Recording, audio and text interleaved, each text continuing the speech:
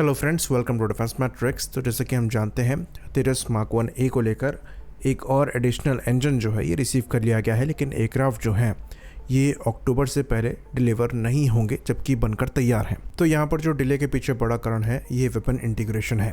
शुरुआत में वेपन्स को इंटीग्रेट करने में इशू आ रहा था, लेकिन अब सॉफ्टवेयर आइट्रेशन के बाद ये मानकर चला जा रहा है कि ये हो जाना चाहिए, जिसके अंतर्गत इसी महीने करीबन 2 मिसाइल्स को फायर करना है और एक लेज़र गाइडेड बॉम्ब को फायर करके टेस्ट करना है। तो 2 मिसाइलों में से अस्त्र मार्क 1 को तो हम जानते हैं, दूसरी एसरैम हो सकती है। बाकी LGB यहाँ पर ग्रिफिन होगा जो कि इजराइल द्वारा बनाया गया है और तेजस में पहले से ही इंटीग्रेटेड है। तो ये चीज़ ऑपरेशन सिंदूर से समझ में आ गई कि अगर आपको मॉडर्न ऑपरेशंस इफेक्टिवली परफॉर्म करने हैं तो आपका वेपन पैकेज स्ट्रॉन्ग और वर्सेटाइल होना चाहिए। एयरक्राफ्ट आजकल के ऑपरेशंस में अब उतना मैटर नहीं करता है जितना वेपन्स करते हैं, और इसलिए एडवांस वेपन्स का होना तेजस जैसे प्लेटफॉर्म के लिए बहुत ज़्यादा ज़रूरी है।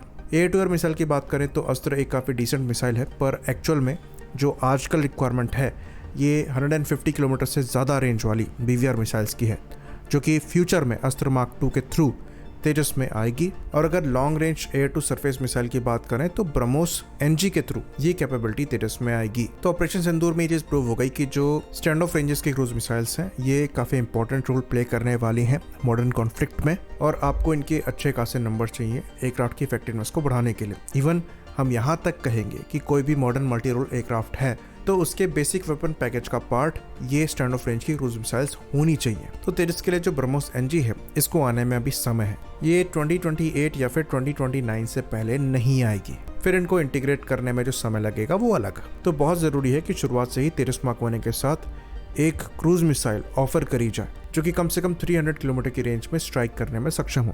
इवन इंडियन एयरफोर्स ने अपनी TPCR रिपोर्ट में ये चीज मेंशन करी है, जहां पर वो ऐसी 300 किलोमीटर रेंज वाली क्रूज मिसाइल को सीक आउट कर रहे हैं, और हमारे द्वारा कैट्स प्रोग्राम के अंतर्गत हंटर के नाम से ऐसी क्रूज मिसाइल बनाई भी जा रही हैं। पर अभी का क्या, तो यहाँ पर इजराइल की साइड से एक ऑफर है आइस ब्रेकर मिसाइल का। इसके बारे में हम पास में भी बात कर चुके हैं।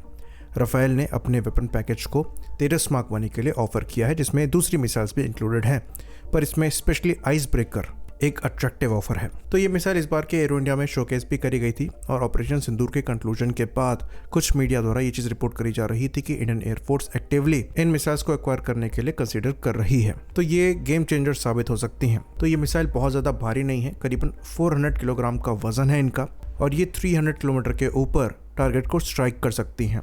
100 किलोग्राम के ऊपर का ये वॉरहेड कैरी करती हैं, तो बहुत ज़्यादा तो डैमेज ये नहीं कर पाएंगे अगर आप स्कैल्प से इन्हें कंपेयर करेंगे, जहाँ पर 400 से 500 किलोग्राम का वॉरहेड कैरी किया जाता है, लेकिन वहाँ पर वज़न भी इससे 3 गुना से भी ज़्यादा है। तो इस मिसाइल की जो एक्चुअल में खास बात है वो ये है कि पहले तो ये हाई सबसोनिक स्पीड पर फ्लाई ज़रूर करती है, पर इसको GPS जैम करने के बावजूद आप जैम नहीं कर सकते। यहाँ पर एंटी जैम GPS दिया गया है, इनर्शियल नेविगेशन सिस्टम दिया गया है, साथ में टेरकॉम भी इंक्लूडेड है। टेरकॉम मतलब टेरेन कॉन्टोर मैचिंग। बेसिकली इसमें मिसाइल के पास पहले से ही अपने पाथ का मैप होता है, उसको ये अपने रडार अल्टीमीटर से मेजर करते हुए मैच करती है, ये पता लगाने के लिए कि जो ट्रेजेक्ट्री यहाँ पर फॉलो करी जा रही है ये सही है या नहीं। इसलिए अगर आप स्ट्रॉन्ग EW कैपेबिलिटी भी इसके अगेंस्ट में इस्तेमाल करते हैं तब भी आप इन्हें रोक नहीं सकते। हाँ, हार्ड किल सॉल्यूशन अगर आप इस्तेमाल करते हैं, जैसे कि सरफेस और मिसाइल्स आपने फायर कर दी इनके अगेंस्ट में, तो भले ही आप इनको रोक पाएं, लेकिन उसके लिए भी ये जो ट्रेजेक्ट्री फॉलो करती है वो काफ़ी डिफिकल्ट टू इंटरसेप्ट है।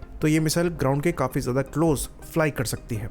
इवन इसमें 2-वे डेटा लिंक भी दिया गया है, जिसकी वजह से आप मिड कोर्स ही जो ऑब्जेक्टिव है उसको अपडेट कर सकते हैं। तो अगर टारगेट आपको बीच में ही बदलना है तो आप बदल सकते हैं। बाकी जब ये टारगेट के पास चली जाती है तब इसको जैम करना और ज़्यादा मुश्किल हो जाता है, क्योंकि वहाँ पर ये पैसिव सेंसर्स का इस्तेमाल करती है, साथ में आर्टिफिशियल इंटेलिजेंस का भी इस्तेमाल करती है टारगेट को आइडेंटिफाई करने के लिए। बेसिकली एक इमेजिंग इंफ्रारेड सेंसर यहाँ पर दिया गया है, और AI के थ्रू ये टारगेट को मैच करती है गिवन डेटा से। तो ये बहुत एक्यूरेट है और इफेक्टिव भी है। तो इस मिसाइल को लेकर हम इसलिए भी यहाँ पर डिस्कशन कर रहे हैं क्योंकि कल को अगर ब्रह्मोस NG भी आती है तो वो एक डिफरेंट कैटेगरी की मिसाइल होगी। बेसिकली वो एक सुपरसोनिक क्रूज मिसाइल होगी, और ये आपकी सबसोनिक क्रूज मिसाइल है। दोनों के प्राइस में भी आपको काफी ज्यादा डिफरेंस मिलेगा। बाकी जो तेजस का वेपन पैकेज है इसमें पहले से ही स्टैंड ऑफ वेपन्स इंक्लूडेड है, जैसे कि AASM हैमर मिसाइल हो गई।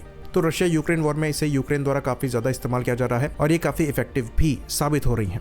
यहाँ पर भी आपको 80 किलोमीटर तक की स्टैंड ऑफ रेंज मिल जाती है। बाकी जेडैम का भी इंटीग्रेशन यहाँ पर हुआ है, जहाँ पर विंग्ड वर्जन में भी आपको सिमिलर 80 किलोमीटर तक की रेंज मिल जाती है। तो अगर आइस ब्रेकर यहाँ पर ऐड होती है तो ये एक ऐसी मिसाइल होगी जो कि 300 किलोमीटर तक की मारक क्षमता प्रोवाइड कराएगी, जो कि फिलहाल एक गैप मालूम होता है। और यहाँ पर ये कैपेबिलिटी इंपॉर्टेंट नजर आ रही है, स्पेशली ऑपरेशन सिंदूर के बाद।